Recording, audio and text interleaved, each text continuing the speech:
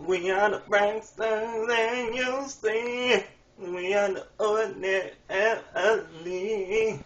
Hey, what's going on YouTube? It's me, Maverick, and I'm back with another video on Ride the Maverick TV specifically. Well, I don't even want to say specifically because I'm be talking about something else, but mainly for Braxton Family Values. It premiered tonight on at 8 o'clock. I was expecting it to come on at 9 o'clock, but it came on at 8 o'clock. Thank God I had to catch it on the repeat at 9 o'clock, but I caught it, I DVR'd it, and I watched it thoroughly. And let me just say, this is how you start off a motherfucking season, bitch. I swear it was so goddamn good. You got to see the girls talk about how well everything's went at the last season, and then they just kicked right into it in this season. You know, Tony's in LA. Tracy, I don't know where the hell Tracy is because she's never in Maryland, so I don't know why the fuck she worried about moving to Georgia. And Tawanda living in Tracy's house. Tamar, you know, she's fabulous up at her house up in Georgia with Vince, you know, or LA, one of the two. So, you know, they got a lot going on. Let me just say I love Miss EVELYN Braxton. I would love to meet her one of these days, but let's just start from the beginning. Well, I ain't even gonna go from the beginning. Let's talk about the argument with Tamar and Tony and Tracy and EVELYN. First of all, this is my thing about the Braxton's album. Tony ain't got to sing on all the songs for the Braxton's album, because it's five of them.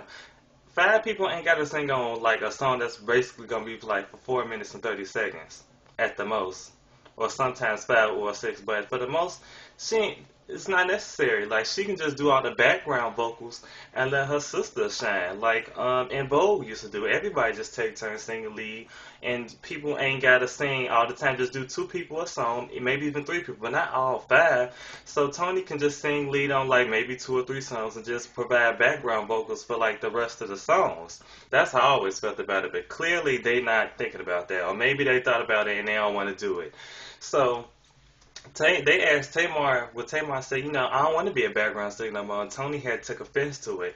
The way I see it, like, Tamar wasn't disrespecting the craft. I didn't even know it was a craft, just saying backup. Because, like, who's really listening to you to think about it? On a live performance, really you hearing the band. You're not really hearing the background singers at all. But unless in the recording. But anyway, so she wasn't disrespecting it. She was just saying, like, anybody who has aspirations to be a solo artist, they don't want to be a background singer for the rest of their goddamn career.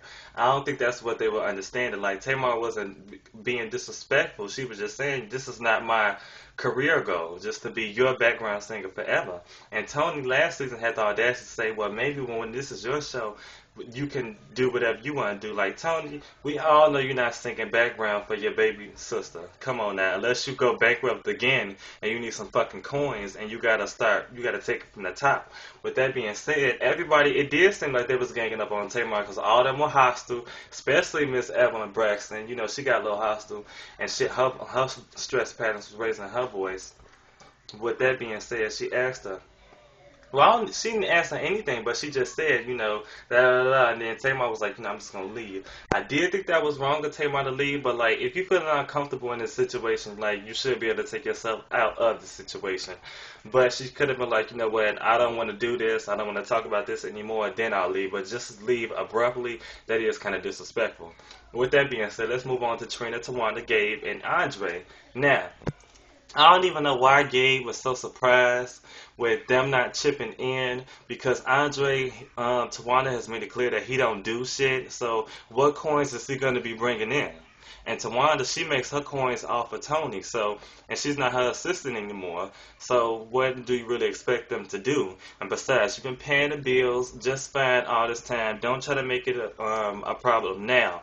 But I do understand where he was coming from, because like, you got all these people in your house that making noise, the kids possibly breaking shit. You know, it can get a little hectic. And I did take his side like 100%. Like, you know, you just can't have your family living up in here eating up shit, using the utilities and all of that just like for X amount of time. Like, no, I understand helping them out, and family, they should be more willing to help you out than just mooch off of you. So I understand where he was coming from. And Trina say like she didn't want to do it, it's like, so what they gonna do? Like, they just can't stay there forever. Like, you know, you give them love, but you give them tough love sometimes, and that, like, you need to draw the line right in between there.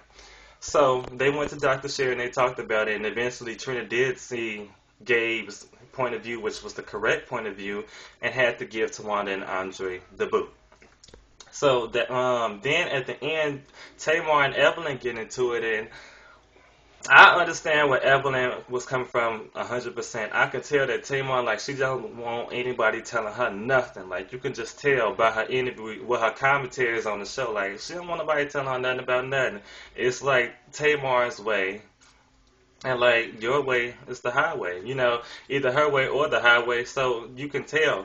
But I feel like, as an adult, you should just be able to listen and talk. Like Tamar, you're not a teenager no more. Teenagers, like they think they know them, they think they know everything, and they don't want to hear it. But as a woman who's 34, possibly 35 right now, you should be at a point where you can just listen and absorb, then talk. But she obviously didn't learn that yet. Like as Evelyn said, she's spoiled, and she needs to hurry up and quickly grow out of that.